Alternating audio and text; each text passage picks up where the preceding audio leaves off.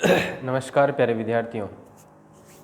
NCERT geography वाली सामाजिक में आपकी किताब चल रही है, तो इसके हम 5 चैप्टर कक्षा 8 में क्लियर कर चुके हैं और आज हम पढ़ेंगे छठा लेसन, जैसा कि आप अपने मोबाइल स्क्रीन पे देख रहे हो, मानव संसाधन। ठीक है, तो किस तरह के होते हैं मानव संसाधन, क्या होते हैं, यही सारी बातें हम इसमें करने वाले हैं। ठीक है, तो इसमें हम विश्व जनसंख्या के विषय में पढ़ेंगे, जनसंख्या का वितरण, जनसंख्या घनत्व वगैरह, ये सारी बातें इस चैप्टर में हम करने वाले हैं। ठीक है, तो आइए शुरू करते हैं। पहले पेज से देखते हैं। देखो, लोग एक ही राष्ट्र के सबसे बड़े संसाधन होते हैं।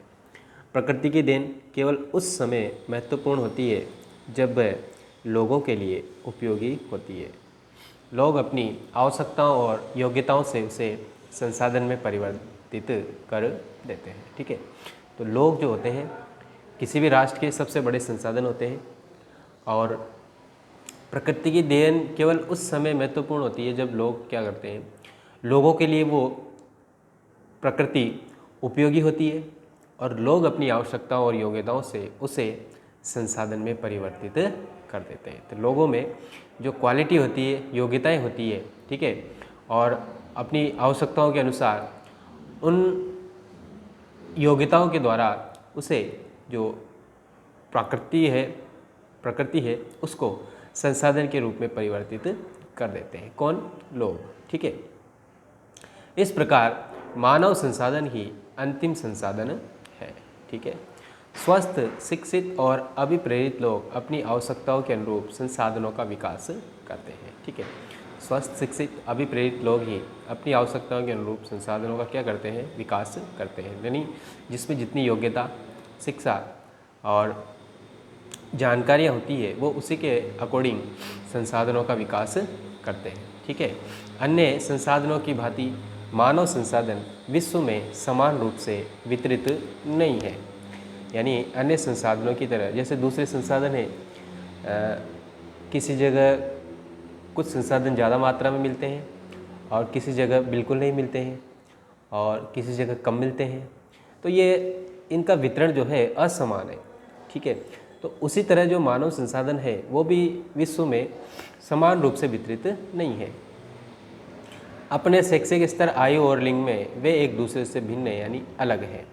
इनकी संख्या और लक्षण भी बदलते रहते हैं। ठीक है, तो यहाँ देखते हैं हम थोड़ा, क्या आप जानते हैं, पहले ये वाला, भारत सरकार के अधीन एक मानव संसाधन मंत्रालय है। ठीक है, जो 1985 में इस मंत्रालय का निर्माण लोगों के कौशल को बढ़ाने के लिए किया गया था। इससे ये प्रदर्शित होता है कि लोग देश के लिए कितने महत्वपूर्ण संसाधन हैं। ठीक है, तो मानव संसाधन मंत्रालय एक बना हुआ है जो 1985 में बना था।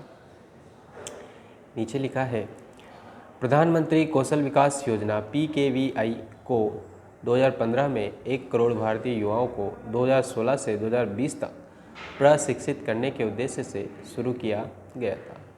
इस योजना का उद्देश्य संभाव्य और मौजूदा रोजगार अर्जक को गुणवत्ता प्रशिक्षण प्रदान करके रोजगार योग्य कौशल की योग्यता को प्रोत्साहित करना है।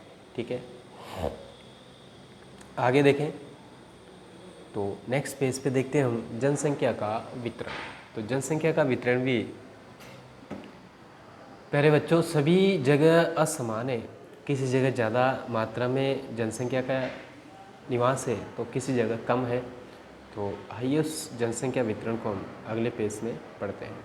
ठीक है, तो उससे पहले हम इस चित्र को देखो आप ध्यान से। मेरे विद्यालय में 500 बच्चे हैं, ये वाला बच्चा कह रहा है। ये जो है आपके विचार से विश्व में कितने लोग हैं, यानी वर्ल्ड पॉपुलेशन। ये कह रहा है मेरे गांव में 1000 लोग हैं। 1 अरब में कितने शून्य होते हैं, ये सब आप जानते हैं। इस संख्या को आप कैसे लिखेंगे? विश्व में लगभग 6.6 अरब लोग हैं। ठीक है, कितनी जनसंख्या है? 6.6। उसमें से पूरे विश्व में सबसे ज़्यादा जो जनसंख्या है वो चीन की है और दूसरे नंबर पे आता है हमारा भारत। ठीक है, दूसरे नंबर पे कौन सा देश आता है?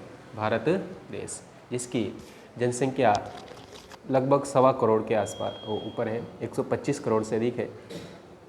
तो सबसे पहले किसकी है? चीन की है, फिर भारत आता है, फिर यूएसए आता है, इंडोनेशिया आता है, ब्राज़ील आता है, इस तरह से देश आते हैं। ठीक है, तो चाइना की विश्व में सबसे ज़्यादा जनसंख्या वाला देश है, भारत दूसरे नंबर पे आता है। तो अब देखते हैं हम जनसंख्या का वितरण। नेक्स्ट पेज पे देखिए, जनसंख्या वितरण में देखिए भूपृष्ठ पर जिस प्रकार लोग फैले हैं, यानी पृथ्वी के तल पर जिस तरह से लोग फैले हैं पृथ्वी के ऊपरी भाग पर, उसे जनसंख्या वितरण का प्रतिरूप कहते हैं।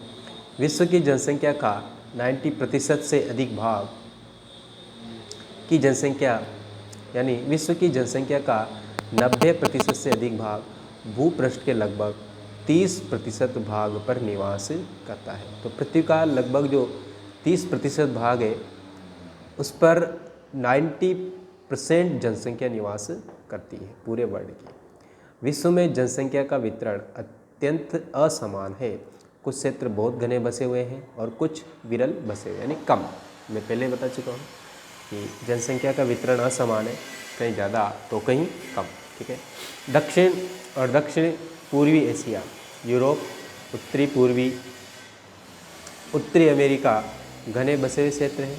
उच्च अक्षांशीय क्षेत्रों और उष्णकटिबंधीय मरुस्थलों, उच्च पर्वतों और विषुवतीय वनों के क्षेत्रों में बहुत कम लोग रहते हैं। ठीक है, कहाँ कम लोग रहते हैं? उच्च अक्षांशीय क्षेत्रों में, उष्णकटिबंधीय क्षेत्रों में, जैसे उत्तरी ध्रुव दक्षिणी ध्रुव हो गया, उच्च अक्षांशीय क्षेत्र है तो वहाँ पर जनसंख्या कम मिलेगी। उष्णकटिबंधीय मरुस्थलीय भाग जहाँ है वहाँ भी जनसंख्या कम है। ऊंचे पर्वतीय प्रदेश जो है वहाँ भी जनसंख्या कम है, और विषुवतीय वनों के क्षेत्रों में भी लोग कम रहते हैं। ठीक है, आगे देखते हैं हम विषुवत वृत्त के दक्षिण की अपेक्षा विषुवत वृत्त के उत्तर में बहुत अधिक लोग रहते हैं। ठीक है, उत्तर दक्षिण, ये विषुवत वृत्त समझ रहे हो आप, 0 डिग्री जो लाइन होती है, जैसे मान लो ये पूरी पृथ्वी है, इसके बीच यहाँ पे तो उत्तर वाला हिस्सा है। तो विषुवत वृत्त के दक्षिण की अपेक्षा विषुवत वृत्त के उत्तर में बहुत अधिक लोग रहते हैं। तो ऊपर वाला जो भाग है उत्तर वाला पृथ्वी का, उस पर सर्वाधिक जनसंख्या निवास करती है। विश्व की कुल जनसंख्या के लगभग 3/4 लोग 2 महाद्वीपों, यानी 3/4 लोग तो 2 महाद्वीपों में ही निवास करते हैं। टोटल 7 महाद्वीप हैं, आप जानते हैं। तो उनमें से 2 में ही सर्वाधिक जनसंख्या है, एशिया और अफ्रीका। विश्व के 60% लोग केवल 10 देशों में निवास करते हैं। इन सभी देशों में 10 करोड़ से अधिक लोग रहते हैं। ठीक है, तो ये वाला चित्र देखो आप, महाद्वीपों के अनुसार विश्व की जनसंख्या। यहाँ देखेंगे हम एशिया में जो रेड से हैं, ये वाले जो सर्वाधिक इसमें रहते हैं। ठीक है, फिर इस तरह से थोड़ा सा ये जो कम है वो यहाँ रहते हैं यूरोप में। अफ्रीका में ये जो इस तरह के लोग हैं ये अफ्रीका के, मतलब इतनी कम, मतलब जो कम से ज़्यादा के क्रम में है, ज़्यादा, फिर ये कम, फिर इससे कम, फिर इससे कम और फिर इससे कम। और ग्रीन वाले जो है ओसेनिया, यानी ऑस्ट्रेलिया, न्यूजीलैंड और प्रशांत द्वीप में रहते हैं। तो सबसे कम इनमें रहते हैं, सर्वाधिक एशिया में रहते हैं। ठीक है, सॉरी तबीयत थोड़ी ठीक नहीं है, फिर भी देखो दक्षिण और दक्षिण पूरी ये हम पढ़ चुके हैं। तो विश्व के 60% लोग केवल 10 देशों में निवास करते हैं। तो उसको यहाँ देखते हैं हम। सबसे पहले चीन है। इन सभी 10 देशों में जनसंख्या 10 करोड़ से ज़्यादा है। ठीक है, तो चीन की लगभग 130 करोड़ से ऊपर है और अपनी 125 करोड़ से अधिक है। भारत की तीसरे नंबर पर यूएसए, फिर उसके बाद इंडोनेशिया आ जाता है, उसके बाद ब्राज़ील है, फिर उसके बाद पाकिस्तान, बांग्लादेश, नाइजीरिया, रूस और 10वें नंबर पर है जापान। ठीक है, तो ये विश्व के सर्वाधिक घनी आबादी वाले देश हैं। ठीक है, तो आइए नेक्स्ट पेज पे देखते हैं। जनसंख्या का घनत्व। घनत्व क्या होता है, ये सारी चीज़ें हम देखेंगे। पृथ्वी पृष्ठ के एक इकाई क्षेत्र में रहने वाले लोगों की संख्या को जनसंख्या घनत्व कहते हैं। एक इकाई क्षेत्र में, एक निश्चित क्षेत्र में जो लोग रहते हैं उसको घनत्व कहते हैं। सामान्य रूप से ये प्रति वर्ग किलोमीटर में व्यक्त किया जाता है। ठीक है, तो 1 वर्ग किलोमीटर में कितने लोग रहते हैं वही जनसंख्या घनत्व कहलाता है। संपूर्ण विश्व का औसत जनसंख्या घनत्व 51 व्यक्ति प्रति वर्ग किलोमीटर है, यानी पूरे वर्ल्ड में 51 लोग रहते हैं 1 वर्ग किलोमीटर। ठीक है, तो सबसे अधिक जनसंख्या घनत्व दक्षिणी मध्य में एशिया में है, इसके पश्चात पूर्वी एशिया और दक्षिणी पूर्वी एशिया इसमें आते हैं। ठीक है, तो अगर आपसे पूछा जाए भारत का जनसंख्या घनत्व कितना है तो 382। ठीक है, और राजस्थान का पूछे तो 200। ठीक है, तो 1 वर्ग किलोमीटर में पूरे विश्व में 51 लोग रहते हैं। भारत की बात करें तो 382 लोग रहते हैं। ठीक है, और राजस्थान की बात करें तो 200 लोग रहते हैं। ठीक है, अब देखो ये कुछ बातचीत हो रही इन दो बच्चों में, देखते हैं। जब कक्षा के पूरे 30 विद्यार्थी उपस्थित होते हैं तब हमारी कक्षा बहुत भरी हुई दिखती है, लेकिन जब यही विद्यार्थी स्कूल के सभा भवन में बैठते हैं तब ये कक्ष खुला और खाली दिखाई पड़ता है। क्यों?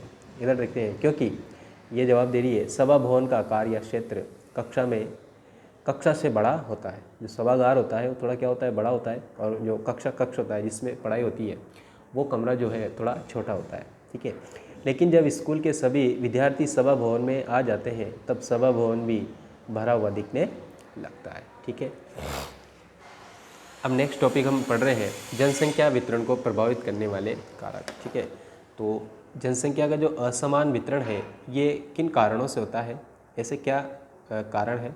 तो सबसे पहले हम देखेंगे भौगोलिक कारण। भौगोलिक कारकों में सबसे पहला है स्थलाकृति। लोग सदैव पर्वतों पठारों की तुलना में मैदानों में रहना पसंद करते हैं, क्योंकि वे क्षेत्र खेती, विनिर्माण, सेवा क्रियाओं के लिए उपयुक्त होते हैं।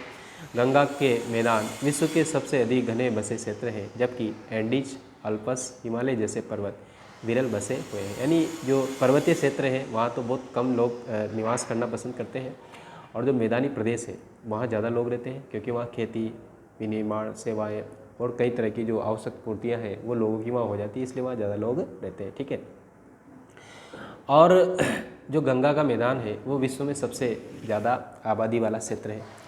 दूसरा जो कारक है वो है जलवायु।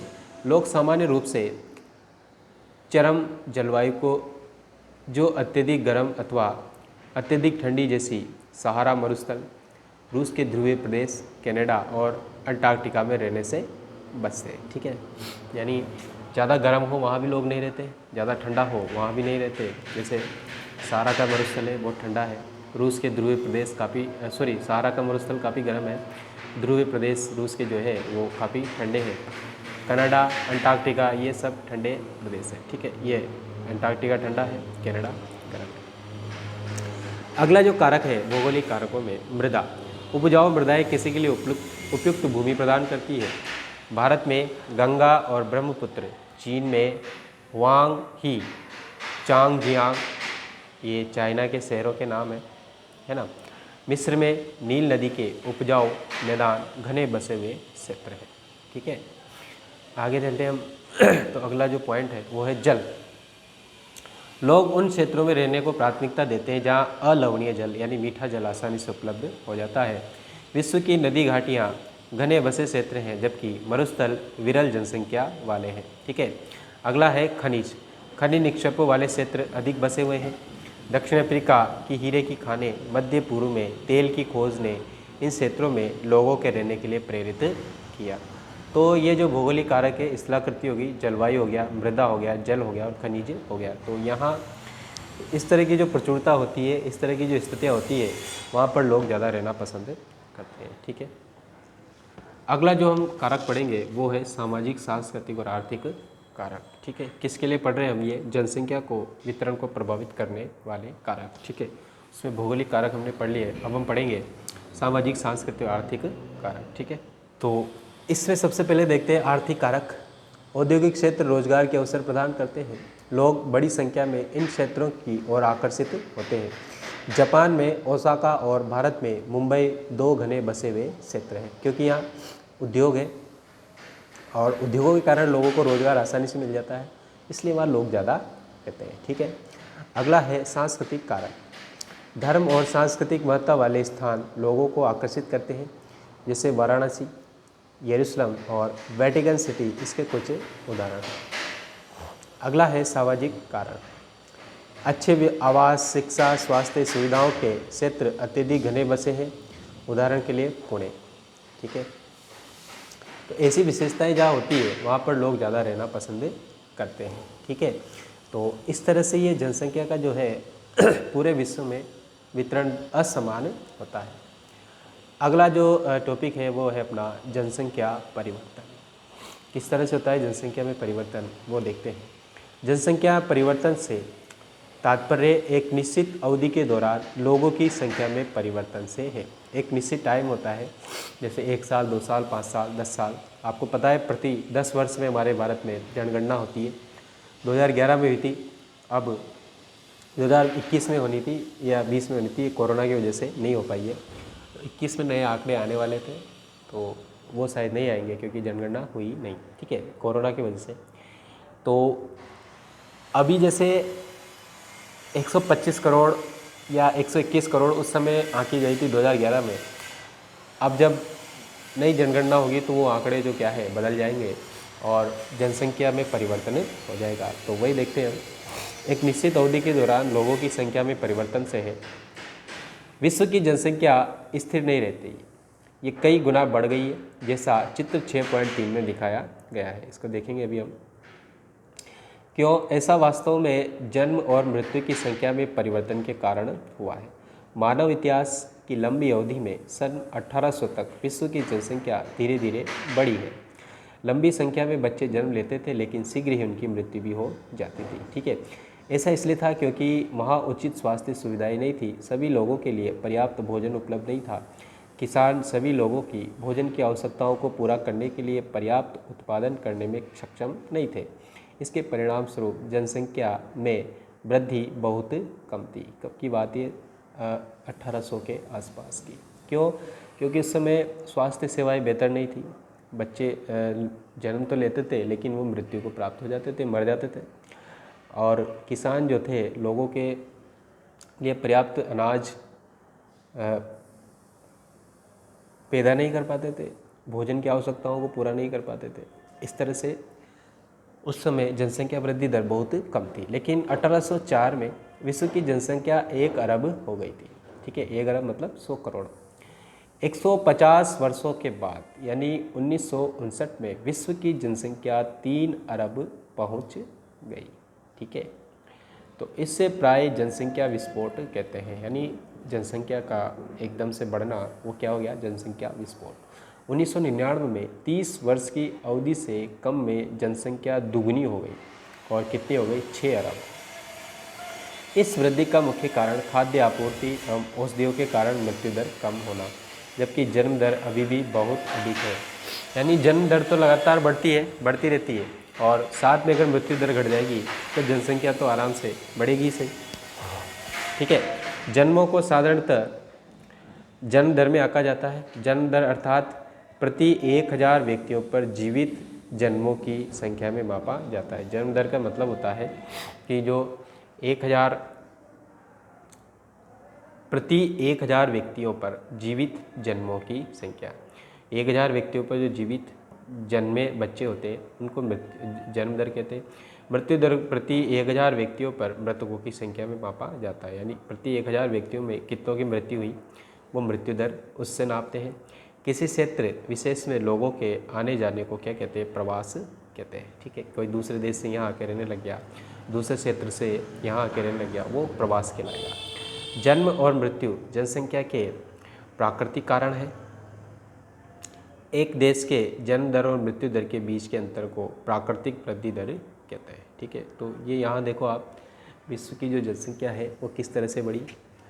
ये सबसे पहले यहाँ है 100 मिलियन के आसपास थी, फिर उसके बाद 170 हुई, फिर उसके बाद 1000 में 285, फिर 1500 के आसपास ये हो गई अपनी 425, सन 1800 आते आते हो गई अब ये 9 मिलियन, 900 मिलियन, और 1900 में हो गई 1625 मिलियन। थोड़ा सही से दिख नहीं रहा इसमें।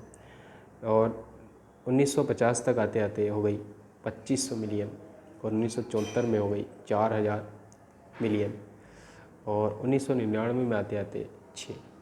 ठीक है, और अभी 2025 तक हो जाएगी 8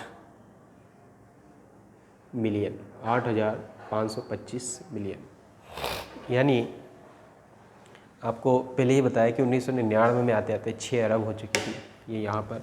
अब आगे चलेंगे हम 25 तक तो 8 अरब जनसंख्या विश्व की हो जाएगी, ठीक है, 8.25 अरब के आसपास। तो ये जनसंख्या का वितरण है। तो आइए आगे देखते हैं। तो विश्व जनसंख्या के बढ़ने का मुख्य कारण प्राकृतिक वृद्धि दर का तीव्रता से बढ़ना है, ठीक है। तो ये जनसंख्या वृद्धि के कुछ कारण हैं, यानी स्वास्थ्य सुविधाएं बेहतर हो गई है और मृत्यु दर कम हो गई है। इसलिए प्रवास का एक अन्य कारण है जिससे जनसंख्या के आकार में परिवर्तन होता है। लोग एक देश में अथवा देशों के बीच एक स्थान से दूसरे स्थान पर जा सकते हैं। उत्प्रवासी वे लोग होते हैं जो देश को छोड़ते हैं और अप्रवासी वे लोग होते हैं जो देश में आते हैं, ठीक है। दूसरे देश से जैसे कोई हमारे देश में आएगा तो अप्रवासी हो गया, और जिस देश को छोड़कर वे आया है वो उत्प्रवासी कहलाएगा, ठीक है। संयुक्त राज्य अमेरिका और ऑस्ट्रेलिया जैसे देशों में भीतरी प्रवास अथवा अप्रवास द्वारा संख्या बढ़ी है। सूडान देश एक ऐसा उदाहरण है जिसमें लोगों के बाहर चले जाने अथवा उत्प्रवास के कारण जनसंख्या में कमी का अनुभव किया गया है, ठीक। कहाँ पे? सूडान में। यहाँ पर लोग चले गए दूसरे देशों में और वहाँ जनसंख्या कम हो गई। अंतर्राष्ट्रीय प्रवास की सामान्य प्रवृत्ति ये है कि लोग अच्छे आर्थिक अवसरों की खोज में कम विकसित राष्ट्रों से अधिक विकसित राष्ट्रों में चले जाते हैं, ठीक है ना। कुछ ऐसे देश भी हैं जो विकसित नहीं है, जहाँ रोज़गार आय के साधन कम होते हैं तो लोग वहाँ से दूसरे देशों में चले जाते हैं, और कुछ ऐसे भी होते हैं जहाँ अच्छा पैसा कमाने के चक्कर में दूसरे देशों में चले जाते हैं। तो इस तरह से भी एक देश से दूसरे देश में जनसंख्या वृद्धि हो जाती है।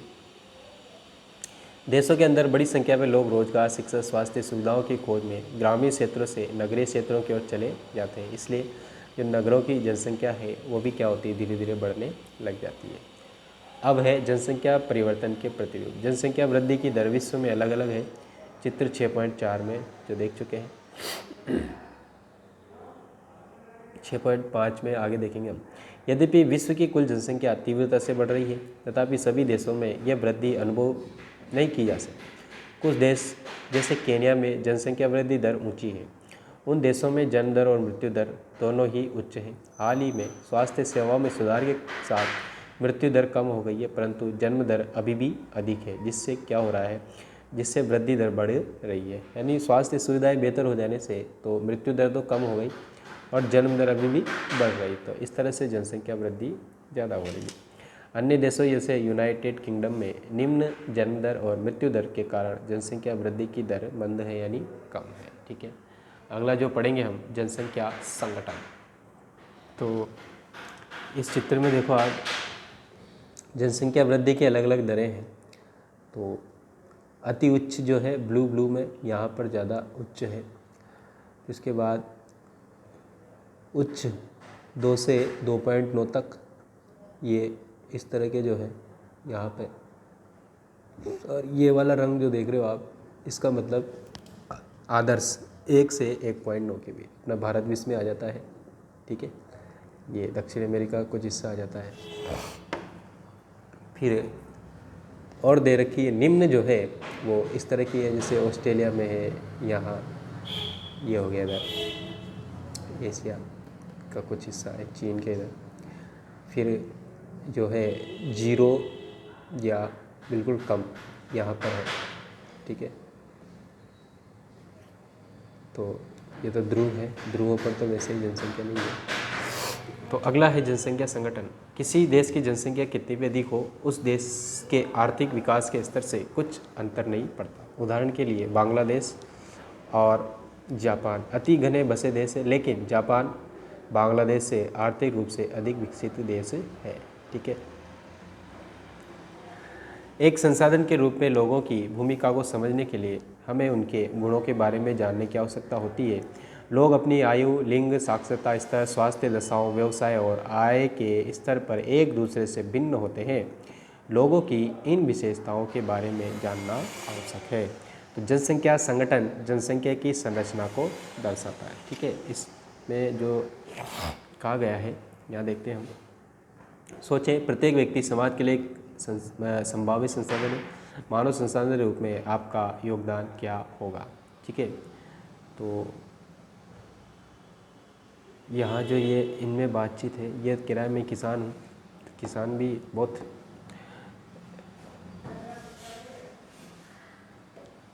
अच्छा योगदान देता है देश की प्रगति में।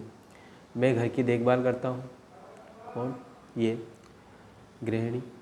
मैं सेतु बनाता हूँ, इंजीनियर है। मैं अपने पोते पोतियों को कहानी सुनाती हूँ, दादी है। मैं विवाह समारोह में गाता हूँ, सिंगर है। मैं कैंसर उपचार के औषधि के लिए शोध कर रही हूँ, ठीक है, वैज्ञानिक है या डॉक्टर कह सकते हैं। तो ये सभी क्या है, ऐसी राष्ट्र की उन्नति में योगदान देते हैं, ठीक है। आइए नेक्स्ट पेज पे देखते हैं।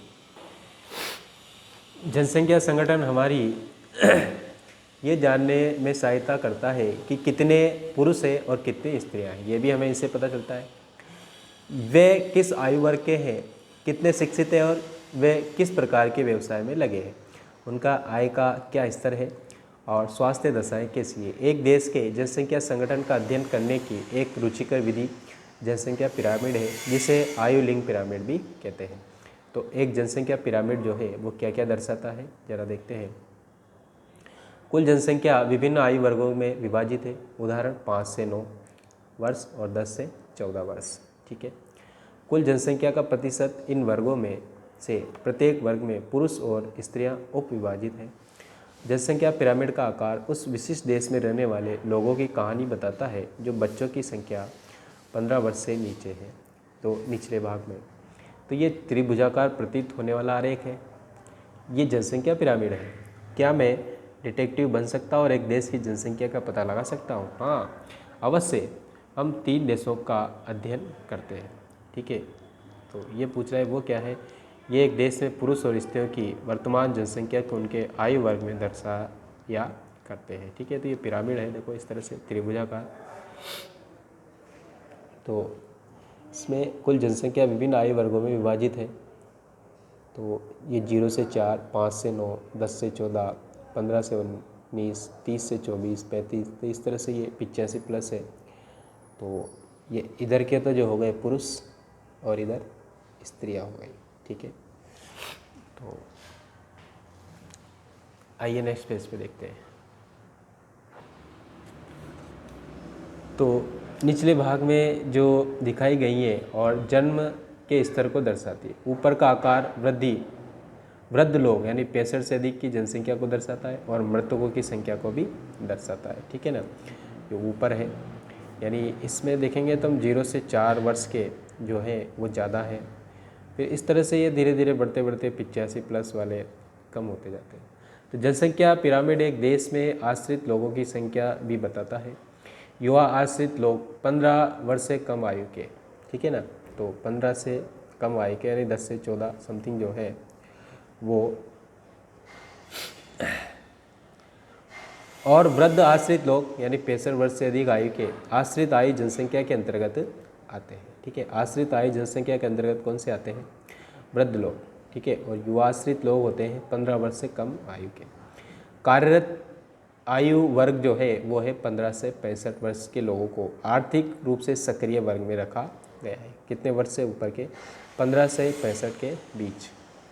एक देश का जनसंख्या पिरामिड जिससे जन्म दर और मृत्यु दर पर दोनों ही ऊंचे हैं आधार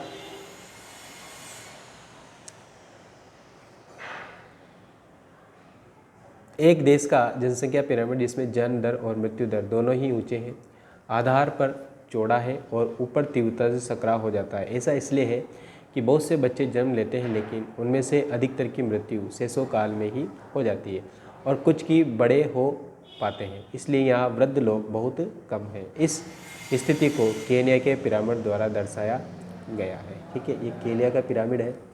तो यहाँ जो है वृद्धों की संख्या बिल्कुल कम हो गई, यहाँ देखो यहाँ आते आते, ठीक है ना। तो इस तरह से जिन देशों में मृत्यु दर यानी विशेष रूप से बहुत छोटे बच्चों में कम हो रही है, आयु वर्ग की पिरामिड चौड़ा है क्योंकि शिशु प्रौढ़ावस्था तक जीवित रहता है। ये भारत के पिरामिड में दृष्टिगोचर होता है। ये भारत का पिरामिड है और इस प्रकार की जनसंख्या में युवा सापेक्षतः अधिक है। इसका अर्थ मजबूत और वर्धमान बढ़ती हुई श्रम शक्ति, जहाँ पर युवा ज़्यादा है यानी हमारे देश में युवाओं की संख्या अधिक है। कम जन्म दर वाले जापान जैसे देशों में आधार पर पिरामिड सकरा है, देखिए इस तरह का पिरामिड जापान का, तो वहाँ पर कम जन्म दर है, यानी वहाँ जन्म दर कम है, तो घटी मृत्यु दर के कारण अधिक लोग वृद्ध आयु तक पहुँच जाते हैं। कुशल, उत्साही, आशावादी और सकारात्मक दृष्टि जैसे युवा जन किसी राष्ट्र के भविष्य होते हैं। हम भारतवासी भाग्यशाली हैं कि हमारे पास ऐसा संसाधन है। उन्हें योग्य एवं उत्पादक बनाने के लिए, कुशल बनाने और अवसर प्रदान करने के लिए अवश्य शिक्षित किया जाना चाहिए। ठीक है, तो ये आपका चैप्टर कंप्लीट हो जाता है। इसके क्वेश्चन आंसर आपको आपके ग्रुप में भेज दिए जाएंगे। तो ये इसी के साथ आपकी जो ये बुक थी संसाधन और विकास ज्योग्राफी वाली, ये कंप्लीट हो गई है। इसके बाद हम अगली बुक देखेंगे। तो प्यारे मित्रों, आज के लिए काफ़ी है, कल के लिए बहुत कुछ बाकी। ओके, धन्यवाद।